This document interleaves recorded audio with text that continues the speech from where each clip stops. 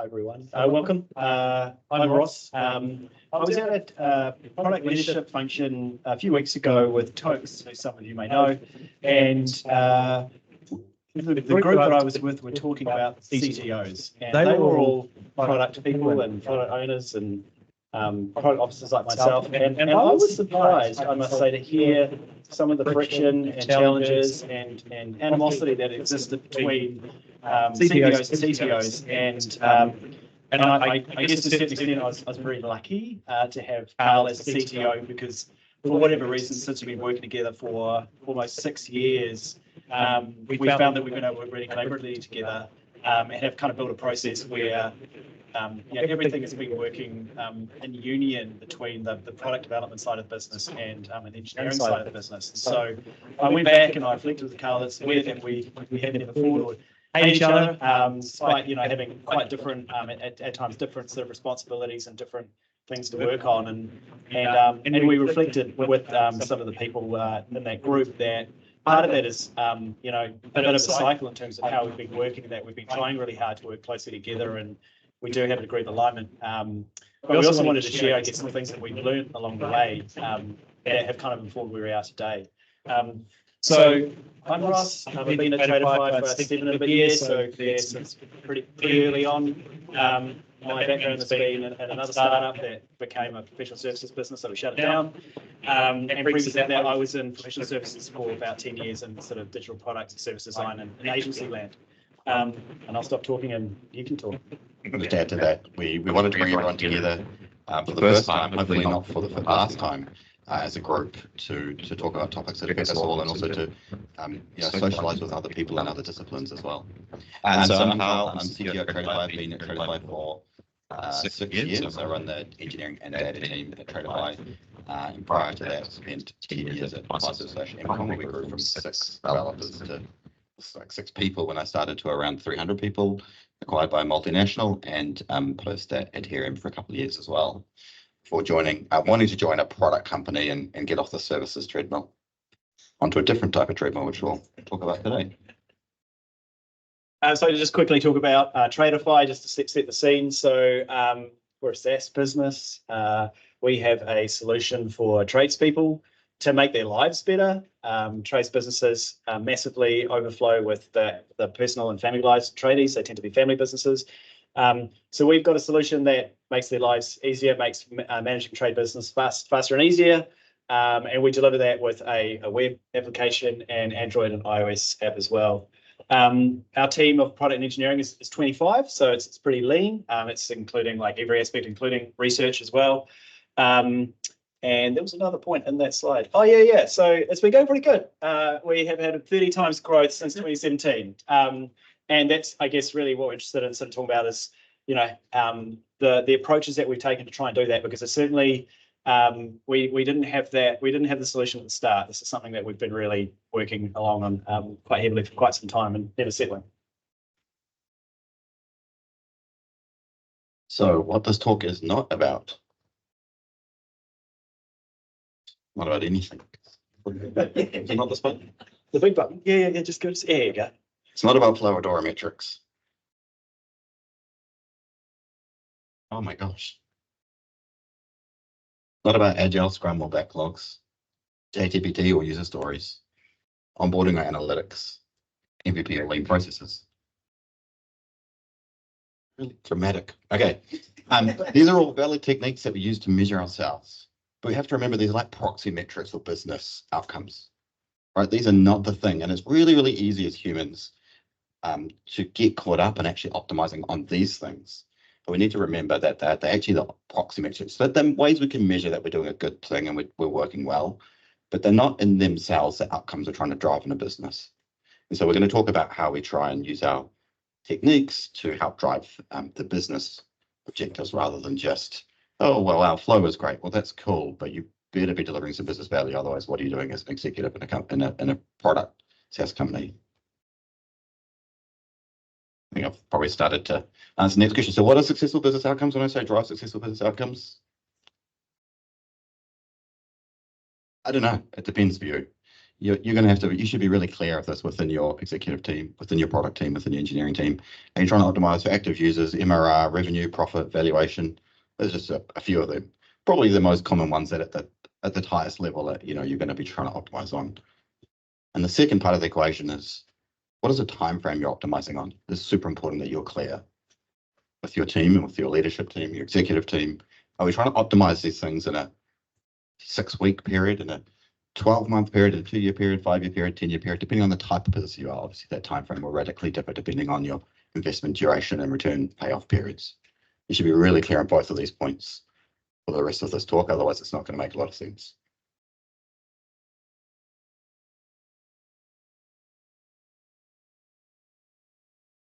Like pointing it somewhere. The suspense is killing me. So what does it talk about then? This talk is about how we learn how to ship what matters, TM. So, and yes, we own that domain. Outcomes over outputs. It's measurement over gut. It's incrementality over perfectivity. It's ruthless prioritization over detailed estimation, and it's effectiveness over efficiency.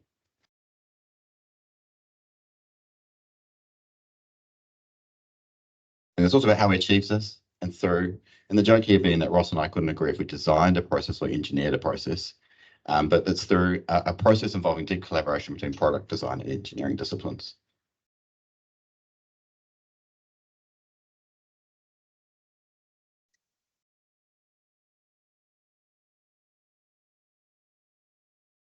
I think it's just, I think we're just gonna have to click, we're just gonna have to click the button.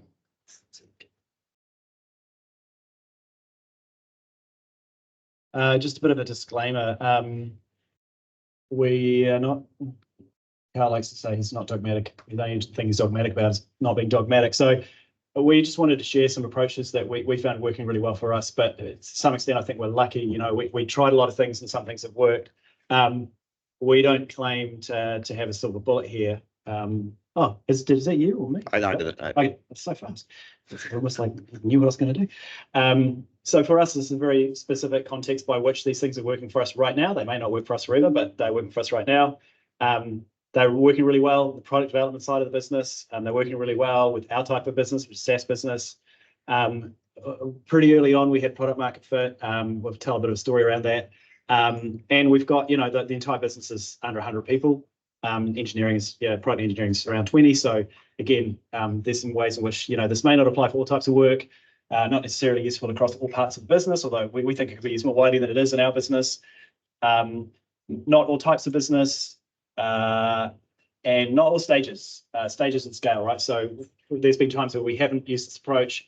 Maybe we should have started sooner, but, you know, you have to learn these things as you go. And there may be times in the future where this approach is like not widely helpful to us, but right now it is, and there's some things about it that are quite interesting, so we thought we'd at least share them.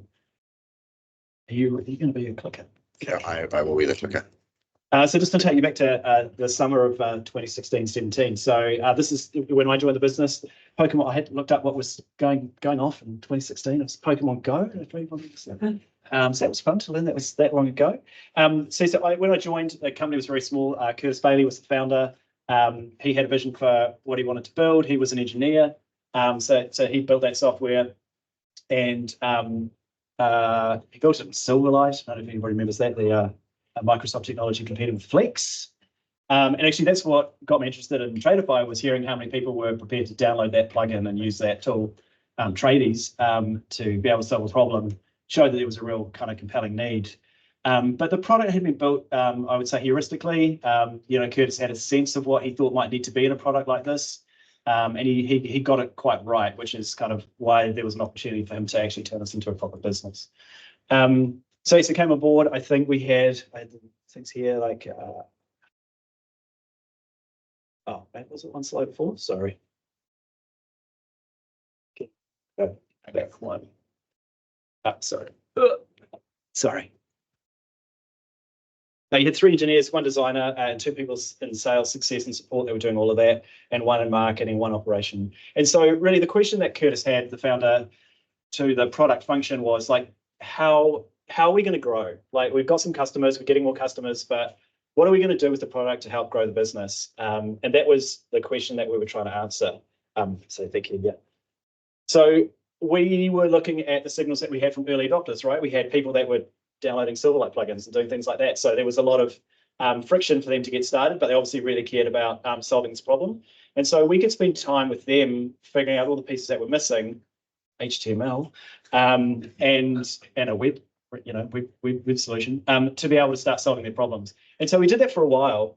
We had some signals from people that weren't users, like go talk to trialists that hadn't converted or spend time with those people. But there was some really obvious low-hanging fruit from early adopters, and that's a really good place to start. And so we did.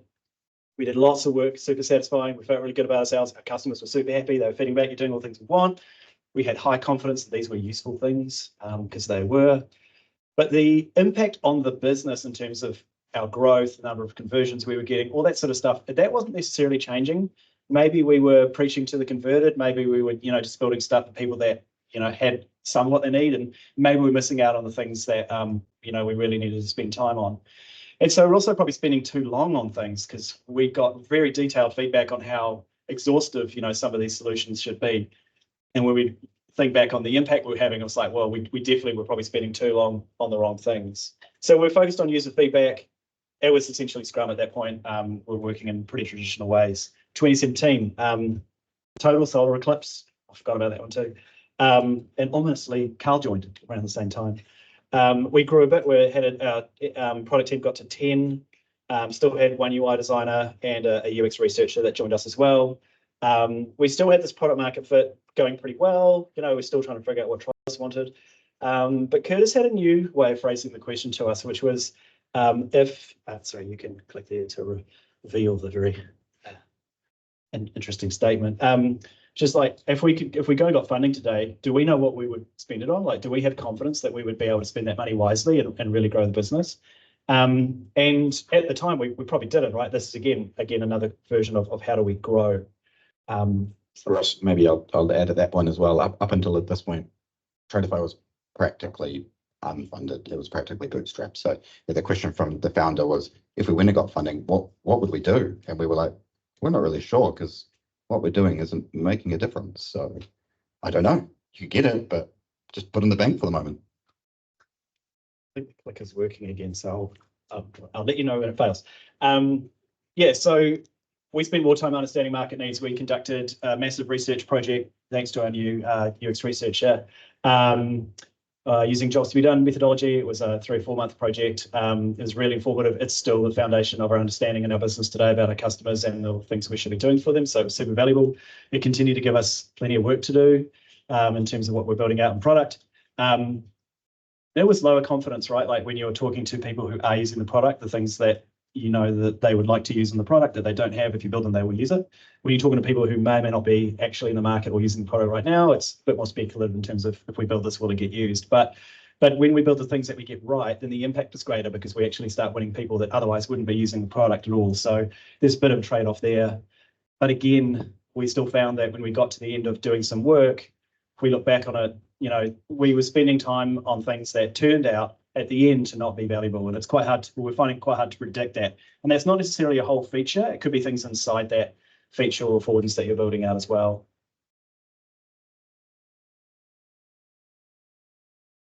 Drake is in my favorite song, Dance. It's not my same age, I thought about. And here we had a different question. Are you going to talk to this one, Karl? No. I changed it to your name. Oh, you changed it up just before, didn't you? Curtis changed it up too, right? So now it's like you guys are building stuff. You've done this jobs to be done research, building really good things. Things are kind of growing, but can you show me that this is really driving directly to business outcomes? And this is like a really big challenge as well, right? Because Curtis is a really big believer in investment in product. He's ultimately a product person, so he was quite keen for that. But then we also wanted to really continue to scale this business and make it really successful. And so we actually changed quite drastically how we worked at this point. And there's some people at EasyBet that actually used to work at Tradify who were going to be here, but I think they got COVID, who can tell stories of us really starting to focus on these outcomes for the business, conversion increasing, retention, revenue, coupled into that is ideas for how to make the product better. But then actually we opened that up to the entire business. So anybody could come to sessions that we ran where you could essentially table an idea for how we could help with conversion or, work on revenue or anything like that. And then we would take those ideas, internalize them, and then those would become candidates for what we'd work on. Again, we just getting there. Yeah. So again, there we are focusing on ideas, initiatives, business outcomes. We're still working in a Scrum type way when it gets down to actually starting to deliver against that. So now we still have plenty of work. Like there's never not enough. And I was talking to Hayden before, just about our engineers busy. It's like there's always stuff for them to do. The question is the right stuff and the high value stuff. So there's plenty of work. We had better confidence now as well because we were really focusing on hitting those objectives. And again, when we did that, we were having really high impact. It changed the type of work that you do. I think that's an important consideration. And again, getting to a final outcome, we still weren't happy that we were doing that, that quickly enough. And so when we're building stuff, if we're working really quickly, we might get something done in like 12 weeks, right? And then we put it out there, maybe take a bit of time to roll it out and get people adopting it and using it. And then we might need to wait, given we were still quite small and our customer base at the time, and it still is relative compared to Amazon, still quite small. So if you're running A/B tests and things like that, to really get some sort of statistically significant result, we might be waiting 6 months. And so we could be waiting 12 months from having an idea to learning whether it was actually worthwhile doing and in what way it was worthwhile doing. And I think this was the real cost to us, and the worry that we had in our business was that it was just too long. Like it's too slow. And in the sort of lifespan of these types of businesses, that feedback loop is just, is something we wouldn't accept. How do you fix that? Well, you can make a Starker test. You can try and do kind of more extreme things. We felt we were really doing that as much as we could. We couldn't really change the sample. Like we were doing true 50-50 tests with all our customers to really try and push this issue. And so we realized that the thing we needed to try and work on was this kind of time to outcome and time to get something shipped, which we thought we had done as much as we can. Yeah. So focus on outcomes now and still kind of using a Scrum approach. 2019. Baby Yoda. Do I have anything on that slide? It's died again. Yoda's died. Thank you if you could click.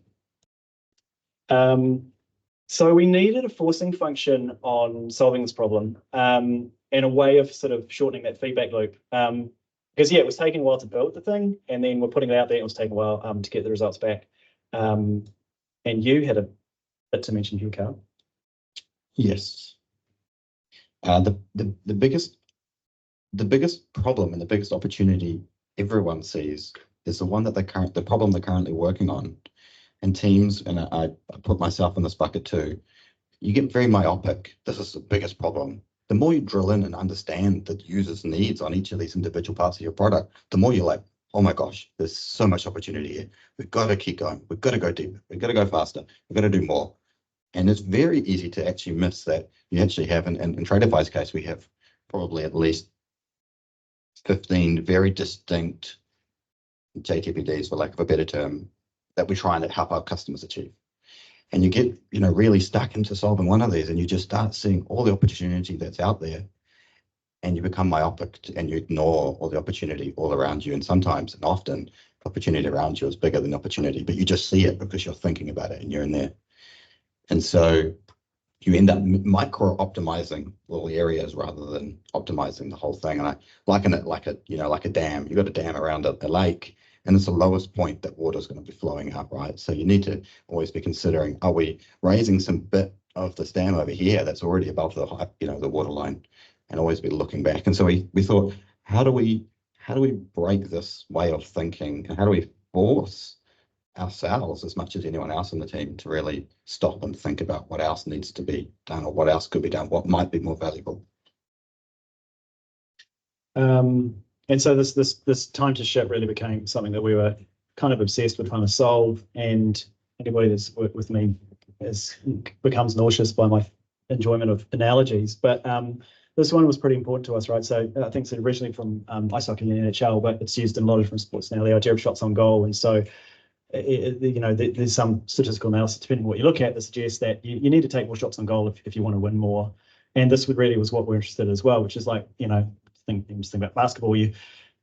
Many of these are not going to land. We're going to try and inform ourselves as best we can that this is a worthwhile thing to do, that we know the dimensions by which it needs to perform, that we know who it's for, that we understand how much revenue we think it's going to provide. It's all models and predictions. And again, what we're finding was that when we spend time really understanding this, we would then go, oh, it's a big thing. We've got to spend, meaningful time trying to solve this. We really wanted to force ourselves to see if we could start taking more shots, because we're going to be sitting there on the field for 6 months still, like that part isn't changing, waiting to see if it goes in. And so that was a really kind of important part for us, was just figuring out how we can make this happen. And then once you start thinking of this model, I'll take it to extremes, right? You're thinking about, should we go up and do lots of like quick shots, or should we stand back, or how long should we invest in the time it takes to really set up a really great shot? And so all of those kind of trade-offs come down to essentially appetite, like how good an opportunity is how much time do we have on the clock? Really having conversations about how we can basically try more things, try more big things, and how do we do them bigly? I said that in a way that still gives us lots of opportunity to do more of them, and that was kind of a real bugbear for us. We just didn't have a solution until was it me that was going to tell the story, Karl? Yes. Okay. Right. So Curtis came to us. He was talking about the situation before about being bootstrapped. Probably want to go get some more money, but I don't really like the ways that we could do that.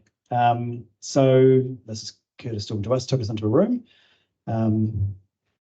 Dragged us into a room. Late November, and I decided what I think we should do. We should get some more money in. We spoke about some ideas, and ultimately it was about proposing annual plans to our customers, bring forward some revenue.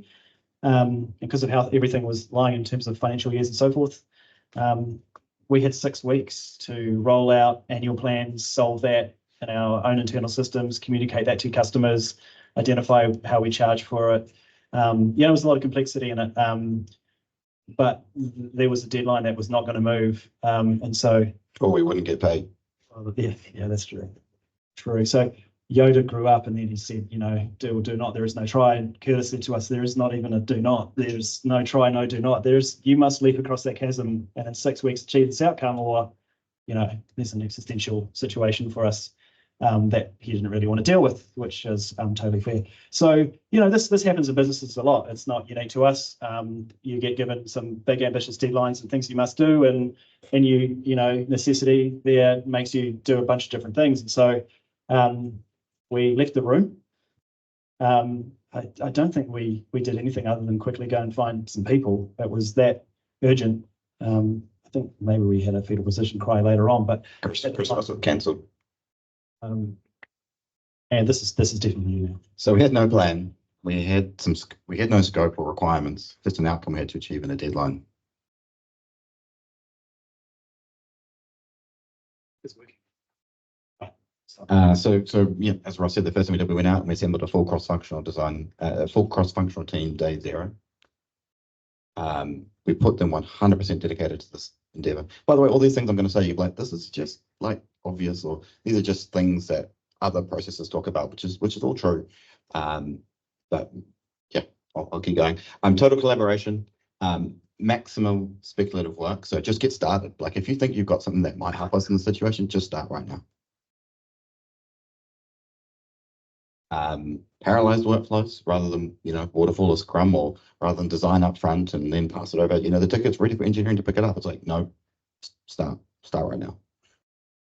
And intentionally trading off. Hold on, back.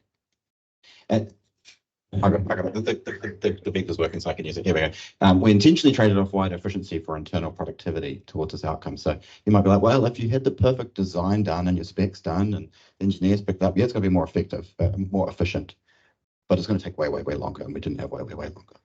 So we're going to intentionally trade these things off, which is a super awkward thing for most people when you start saying to them in the team, the engineers, no, you don't know yet what you're going to build. You need to help figure this out.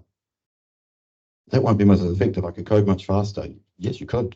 but the outcomes of what you're achieving are much, much, much slower.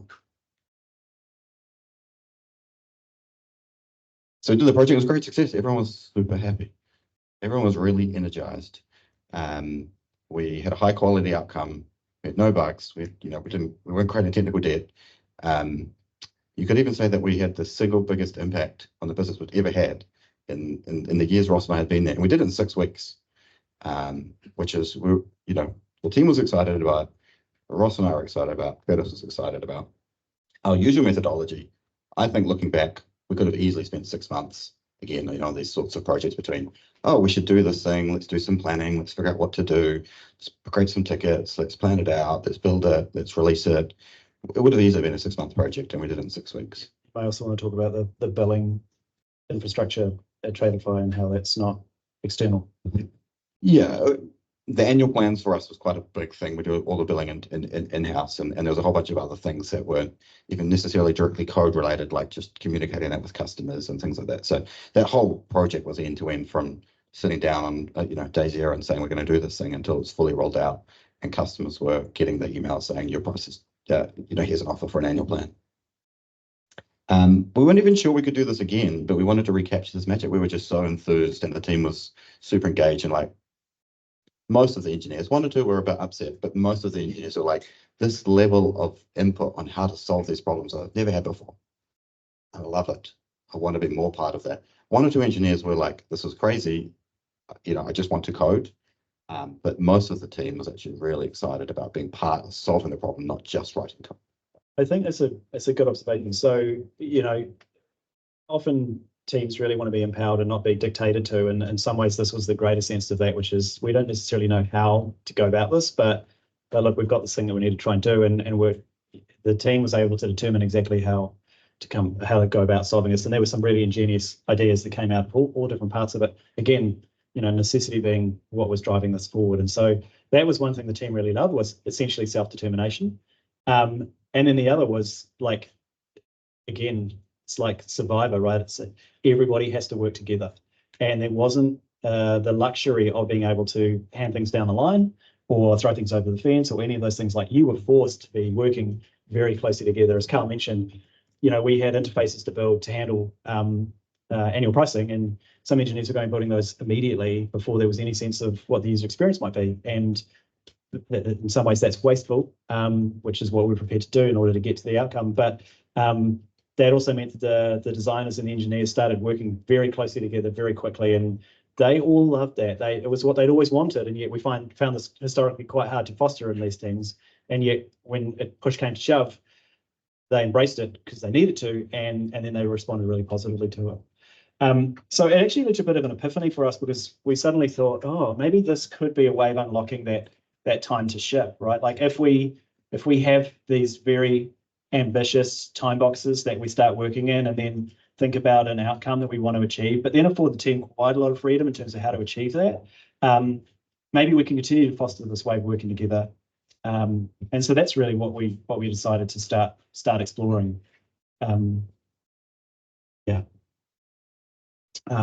Yes, so I'll have a couple of revelations that we came out of from this process. So maybe the iron triangle is wrong. Maybe it's not about time, scope, and cost, and trading those off.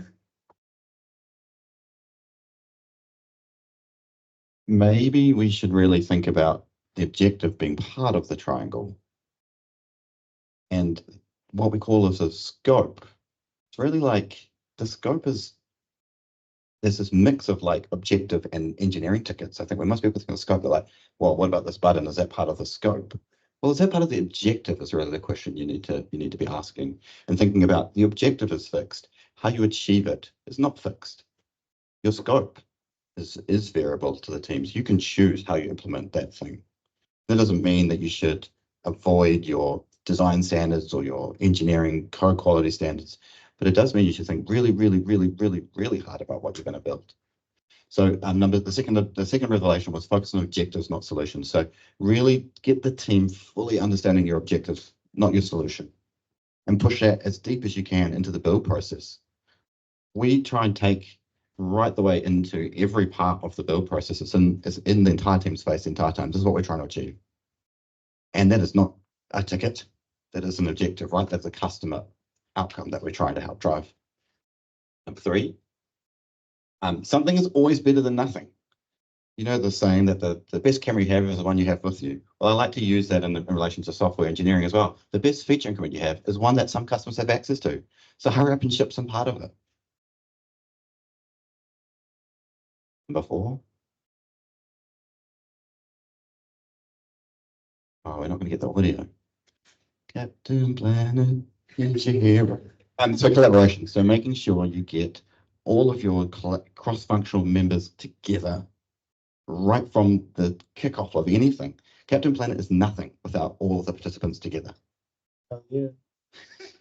And I think the important thing there, Karl, is that they get together and then they stay together. It's not, oh, we're going to get briefed and then QA is going to go off and work on some other project for the next 3 weeks until it's ready to be QA'd. It's like, this is day 0 and you are now in this together trying to get to an outcome. And so that also creates some other behaviors. Sorry, Karl.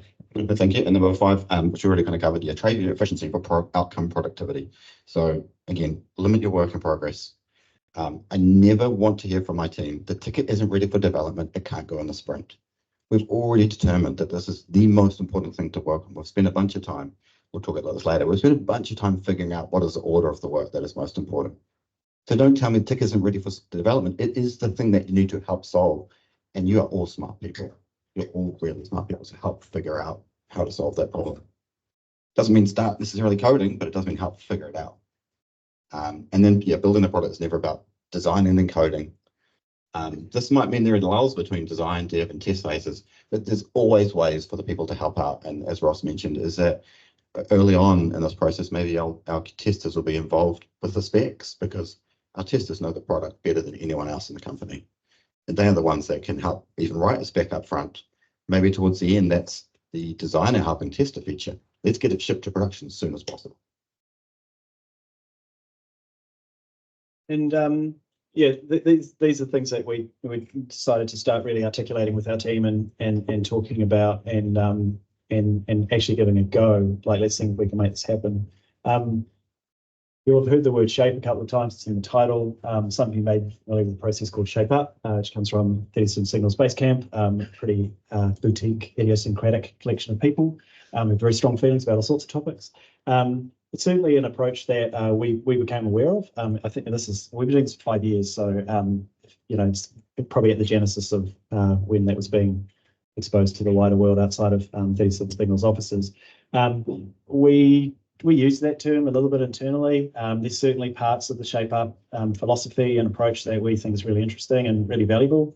There's also parts of it that just would not work for us. So one of the things we did early on when we had developed our process was we actually bought a bunch of their books. They were quite cheap at the time. COVID shipping for some reason is good. And so we handed them out, and then we ran a book club for, I think it was every day. It was actually during lockdown, I think.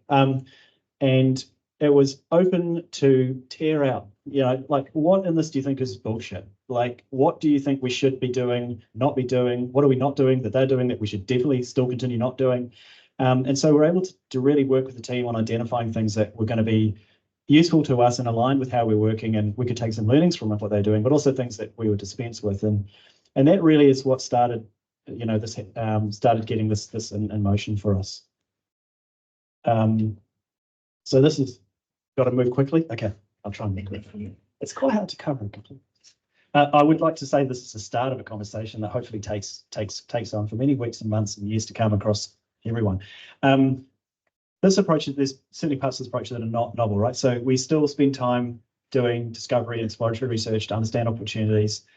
Probably what is different is that those get tabled, and given the opportunity, we discuss an appetite. And that appetite is really about it's a bet, right? And so it's money, and money is time. And so we tend to deal in time boxes, and those time boxes are based on budget in terms of who we're going to contribute to a team. And that, again, is that forcing function, the thing that we found in that original project, we're leaping across the chasm. We felt that drove a whole lot of behaviors that we really wanted to have happen again. So we retained that. And then this ruthless prioritization, and some people in our business love that word ruthless, so it gets used a lot. We've got some people that are very good at holding even Karl and I to account in terms of, do you really need that? Well, if we didn't complete this project because of that thing, would you have taken it out? And then when you really test yourself on that question, you say yes, and then you say, well, then we're taking it out. And we'll talk about how we do that in a sec. And fixed timeframes for this team means that they are solely focused on this thing. They do not have to worry about anything else. And anything else is quite an extreme list of anything else that, again, Karl talked to. And then right now in our business, we tend to talk about a 6-week maximum increment of time before we would need something that provides value to us or to our customers, or some type of signal back. We tend to get many things inside that time box at the moment, and we will often have multiple waves of that time box on the same feature or the same area. Like, it's not like we only spend this time and then we go do something else.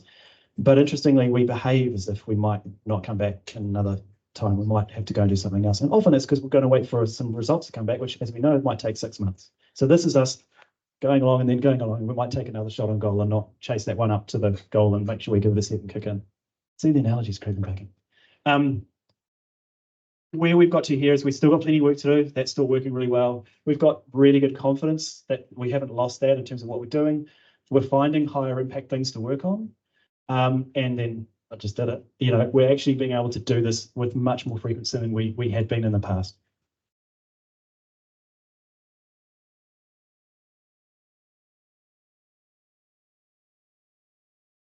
It's still me. Oh, sorry. It begins with a brief. Shape our brief, shaping brief, shape the brief. It's a lot of shaping going on. It's a pretty simple document. It's 3 to 4 pages. This is all that goes into the team. Opportunity, objectives, all these things that are pretty familiar, but there's some interesting components in it as well that also don't necessarily only exist in shaping land, where we provide some constraints. We have limiting constraints, things that we tell the product manager has articulated are things that do need to be thought through and considered and need to be navigated through. And then enabling constraints, which are things that we're going to exclude right now. And so an example might be if you've localized your product into a certain market. Well, the first time we're going around, we're not going to worry about that. We're just going to do this part, because if it didn't work here, we're glad we didn't localize it to 4 other markets as well. And then floats. So there could be areas of flexibility. There's a couple of options here, or a couple of different things we can choose to do. These are things that we can negotiate as we step through what we can achieve or not.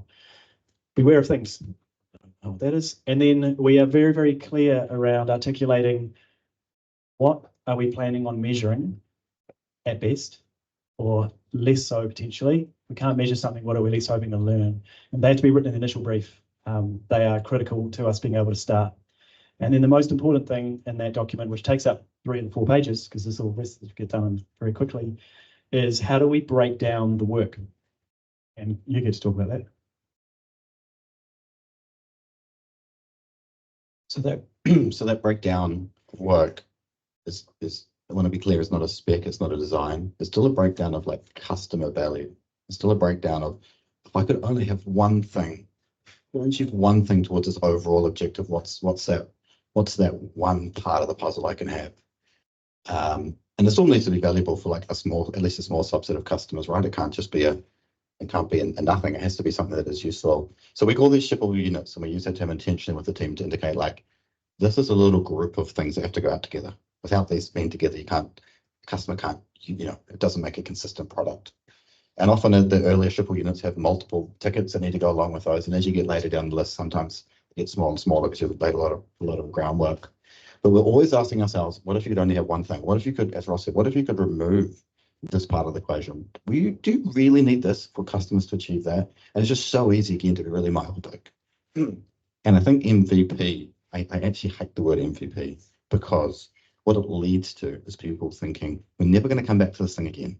So we better finish all of the bits that we might need to finish.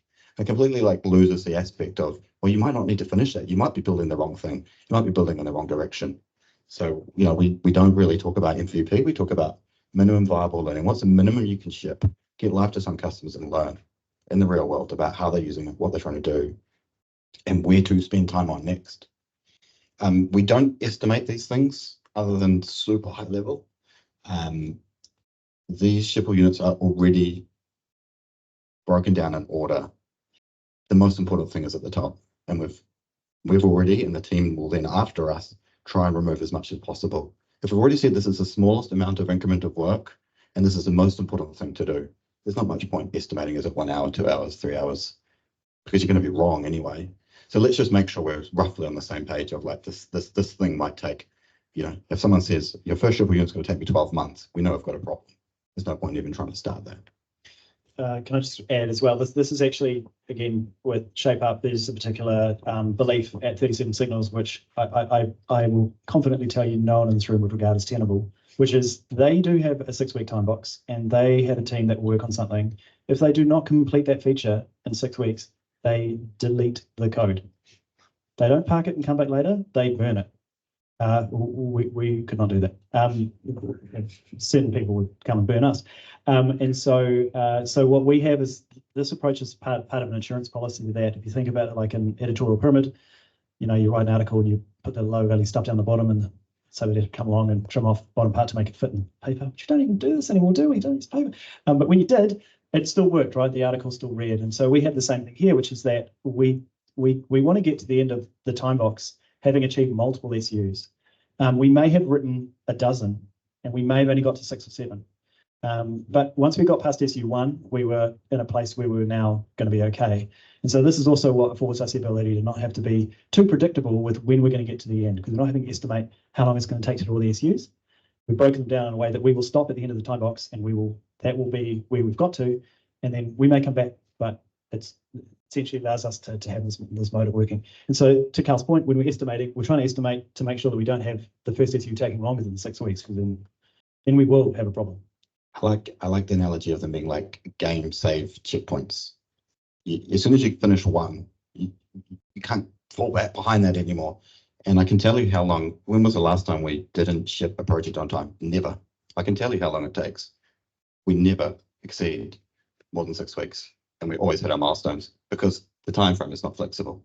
So when the CEO says, when will that be ready? It's like, I can tell you, we'll be completely done on that topic at the end of the cycle. And in our case, 6 weeks. And I think 6 weeks isn't necessarily the right number for everyone. Like we're not suggesting that 6 weeks is best for everyone. For us, the level of money and investment, and as Ross said, the bet size, 6 weeks works out well for us. It means that's the maximum time we ever let a team run, and come back. There's a brake lever, if you will, or a checkpoint there that we always have as a hard checkpoint to the team. Have you shipped customer value within that time? We really hope they're doing it much faster than that, but that is the limiting factor. Yep. So starting together and finishing together. So another analogy. God, it's like being out with your uncle. Frame rates, great.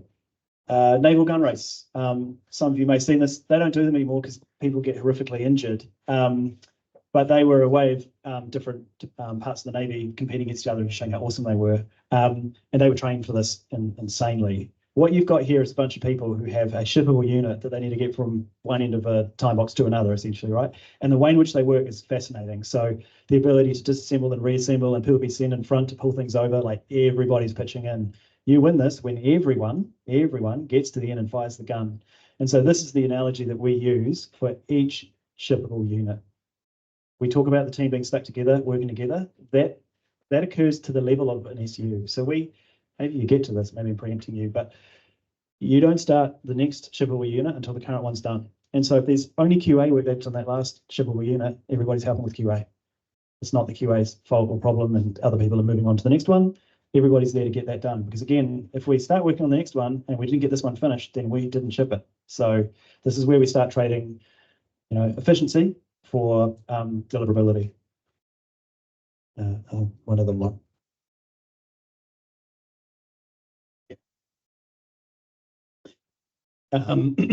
One other aspect of this process that we found really useful is that it helps us accelerate customer feedback. So again, we are doing that like most businesses are. We're doing discovery and good research before we even start to really understand problems. In the cycles, we're still building prototypes. We have some mechanisms where we are talking to our customers live in the product in real time during working hours to show them prototypes and concepts that the engineers are working on as well. And it's a really important mechanism for us to be constantly getting that feedback, as we kind of mentioned. What this also means is that we ship inside 6 weeks, so we're not waiting till the end, by the way. So if we finish shippable unit 1 within the first 2 weeks, we are often, and it's certainly going out and being deployed. and then we're often exposing it to people in maybe early access or closed access. We've got some different mechanisms by which you might surface that with people. But worst case scenario, again, no matter what, within 6 weeks, we'll have something that we can put in front of customers, and we're usually doing it much sooner. And then just another observation that we have is we typically don't do big bang marketing. Well, certainly that's not the first time a product's put out. We favor constantly, progressively, softly rolling out and extending functionality. It doesn't appear to diminish the ability for our marketing team to be able to make a big deal out of something 3 months after it's launched, and we've been learning and optimizing it and making it way better. It certainly affords us the ability to get things out very quickly and get people using it and building something that's way more worth talking about because we've validated it. I'll just add that this is about releasing to customers, not about shipping the code to production. So the team is still delivering to production, not quite every commit, but we're not too far off. This is about using feature flags and things like that as well to make sure you're constantly shipping. It is in production. It's not necessarily in your hands of your user until you got one of these shippable units here and multiple tickets together. And we're nearly done. Okay, so just quickly, that 6 weeks is super focused for the team. They've got the sole focus. There's no time for anything else. So at the end of the 6 weeks, we've borrowed some of this idea from Shape Up again. So we call it a cool down period. It's 2 weeks. We have a cleanup week and a tool up week. We'll fly through these. A cleanup is really just making sure the project is completely finished, showcasing what we built to other team members, sharing knowledge, removing temporary code. Basically not building customer value at this point. We're literally just trying to make sure that project is finished off. And then tool up the week after that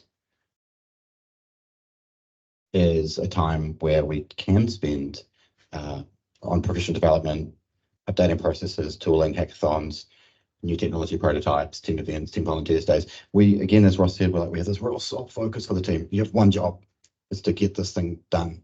And we want to put this time aside for this, again, a dedicated time, rather than sprinkling it around where no one really knows who's working on what and who's available what. So we just make that time super, super intentional. And we also apply this pretty widely, but we don't apply it everywhere. So even in the product and development team. So we've got some streams that work in this way. We're building product value. Some technology modernization projects can work in this way as well. Innovation is a really obvious way of doing this as well, because those are the biggest bets. But there's some parts that are using more regular cadences and Scrum approaches and backlogs and those types of things. Because again, we haven't mentioned, but there is no backlog in this process. Support engineering, business enablement, operations, things like that. So this is not we do this for everything, but we think very carefully and deliberately about what types of projects we're doing it for. And our teams at the moment, our squads at the moment, we've got a product manager who's working on a shape up brief, and then our desire is that they're not involved in the cycle really at all, that they're thinking about the next brief. That is a really lovely ideal. It's never panned out. They are always heavily involved because they need to be. We keep working on this. And then we've got some quite strange roles. So a UX designer, not that strange, engineers and QA. And we have a role, I was talking to Hayden about it before, he didn't believe me. We once called it wiggle biggle because we didn't want to have any connotations with what this role is. Quite hard to hire a wiggle biggle. I think they're going to work in Willy Wonka's factory when they apply for that PD. So we call them poo bars. Which is just a mispronunciation of POBA. So they're a product analyst, but they also are helping facilitate the team's process. We call it this to help them understand to a certain extent what they do, and also give them a job title they can tell people who isn't working at Willy Wonka factory. But the product ownership part is very, very loaded. And they're not doing much of what I would typically think product owners often do. Again, there is no backlog to groom. They're not tickets for them to handle. They are facilitating the team and assisting the team and orchestrating the team and helping the team orchestrate themselves. So it's a pretty big job, actually, especially when you're also doing specification. But again, these are somewhat amorphous because we have UX designers that will be helping with testing. We have QAs that will help with code, like whatever needs to get done to get that rifle cannon thing to the end of the track, everybody will pitch in and help do. So for maybe 5 years, we're trying to add up exactly how long we're doing it for. But the things that we've seen, the business has gone really well, so maybe we've got survivor bias in that regard. What we have seen is for a long time, we dramatically increased the number of things that we were doing and seeing the results from those, and then building up confidence to go and invest in them more. So that's been really helpful. We actually find the shots we're taking that they've become more accurate. Now, that's probably as a consequence of the frequency. I don't think that's because we've got any smarter. I think we've maybe learned a bit more. We've got a greater body of knowledge, but I think it's just that we're getting better at lining things up, right? So that's been working well. I think we spend much more time interrogating the why on what we build, because this process really leads to you stopping and thinking, what's the most important thing to build? And it really just leads to, oh, we just need to build a feature. You're really thinking about what you're trying to achieve. And so I think maybe part of this has led to more accurate shots because we are thinking really hard about the shot we take. And then the last was the impact on the business outcome. So again, we mentioned the original project we did and what impact that had, and we've been able to repeat that, many times over. Like, again, we're still having duds. We're still doing things that didn't plan out, that they didn't hit. But we've had lots of really great successful projects that we've again been able to do in very, very limited time boxes, and often that's afforded us the ability to go back and really double down on them with high confidence that we're going to get a great outcome from investing more. And I won't read the before and after, it's a repeat. And that's where we conclude.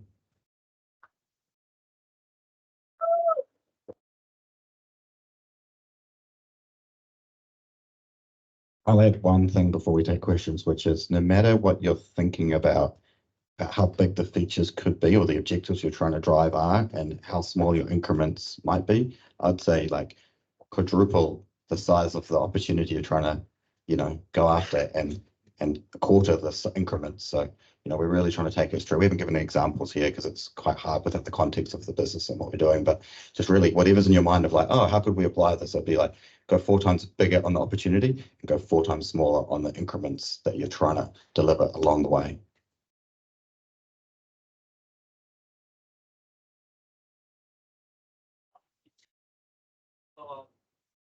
Well, thanks. So probably for both of you, right? So the first one is really having a CTO and a CPO talking about this. So one question is really about, do you guys get along with each other well? You should come over here, share the microphone. Yeah, we do, because Karl just does what it says. See, yeah, we do. Don't know how else to answer that. I mean, some people here have worked with me before and can tell you that I don't get along with everyone. He's very hard to work with, actually. Thanks. So the reason I'm asking this question is really around, from a technology perspective versus a product feature perspective. How do you guys actually work out from a prioritization perspective, on that front? Because a lot of time it's really, thinking about as a CTO, right? You drive about technology excellence or engineering excellence and stuff like that. We're from Ross, is that right? Yeah. So from Ross' perspective, it's all about feature, or product shipping, product features. Sure. Yeah, I think they're going to come back to the initial slide where we said you need to be really clear on your horizons that you're trying to optimize for. Again, we're trying to do engineering excellence because it will help us, in the longer term, have a maintainable. We're not accruing a debt that we have to pay later, right? And so if you only care about tomorrow, maybe you don't care. If you care about 2 years' time, you're going to care about that stuff. I'd also say that we intentionally allocate proportion time. So we didn't really talk about it, but we have some product streams of work and there's some technology streams of work, and the technology modernization streams of work are intentionally for us separated from those product. It's actually very rare we try and innovate in 2 dimensions at once. So we'll be trying to innovate in a product dimension. We'll say to the team, just use the way Tradify works today. Don't try and reinvent technology architecture in this product cycle, because we're trying to innovate on a particular dimension, which is how how features work and the customer objectives. We'll have other technology specific streams. We're saying your sole goal is to innovate on how the technology works. Now, there are some rare occurrences where you might say we need to innovate in 2 dimensions, and that might be a good example is AI, right? You can be innovating both in the technology and product discipline at once. But those are, at least in our business, reasonably rare. Most of the time, you pick a dimension to innovate. Question. Hello. Thank you for the talk. It was really, really cool. And I get the sense of some people, they really like an extended metaphor, and I'm one of those people as well. So I wonder if I could ask my question as an extended metaphor. What would you say is the biggest goalkeeper to your shots on goal? Question.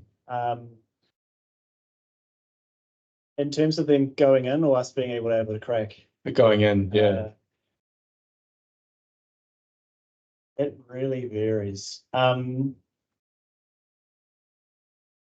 You? I'm just going to say we just don't have a goalkeeper. You've got to just keep him out of the way. This is not really answering a question, but maybe kind of. Yeah, Karl's talking before about how we can make a commitment to executive leadership that, oh, really hit a milestone, right? That's also kind of ridiculous as well, because what we're not committing to is scope, right? We're not saying, oh, here's the list of features that will be done by that date. So maybe a goalkeeper is that we have to really manage the expectations around what we're doing. And we've actually got a really supportive executive leadership team that we are part of, but our CEO and the board and everybody understand how we're working. And so I think that's been a big enabler for us. And it means that if there is, we kick it and gets caught, it's like, that's cool, because we know we're going again, we know we're doing something else. It's very easy for the teams to fall back into, I'll say, standard Scrum. And we actually spent about 2 hours today where we're like, the team was like, no, we need to get all this design done first. And we're like, you're kind of forgetting that. We had this great example recently where a designer went off ahead against the way we try and work. And I wouldn't say we're perfect. We kind of talked about a perfect situation. No one's perfect. The teams end up doing different things. We had this recent example where a designer went off without the rest of the team with them. And they did this lovely design and they did some things. And then they gave it to an engineer, and then the engineer looked at it and was like, yeah, I can do that. I'm a great engineer. This is what engineers do. Of course I can build it just like that. And it's already been to design. It's already approved, so I better build it. And at some point I literally just overheard a conversation like, oh, it's going to take us a week to build this one little bit. And you're like, you've got 6 weeks and you're spending a week on this tiny little component that has no bearing on the objectives. It looks good, but it has no bearing on the objectives. And this kind of comes down to the innovating on one dimension. And as soon as we heard that, Ross and I were like, what is happening? Did you talk to the engineer as you were designing it? And they're like, no, I went ahead. I would say the thing that could stop us is just it's really natural to feel, oh, I should get ahead of the team. I should start some design. I should get that done. And you're like, no. That's actually unnatural to speed up by slowing down and bringing everyone together. Because I love to say that in some, to use a slightly hypothetical example, but a designer makes a new validation. They're like, it'd be great if validation looked like this. And again, the engineer just picks it up and was like, oh, of course I can build that. I'm a great engineer. I can make it look just like that. And then they spend 2 weeks doing that. You're like, that did not change. Why did we do that? That wasn't helpful for us achieving the values. And I bet no user noticed that. And again, I'm not trying to say that user experience is not important. We actually think it's very, very important for our product. But it means being super intentional when you're doing that and when you're not doing that. Not just by accident kind of falling into that. Can I just make a culpa and say that I saw that design and I told the designer I loved it. As I was passing, oh, that's great, it is. And so there was an assumption there that this was all happening inside the bounds of a process that, wasn't. I just wanted to say it was actually good work.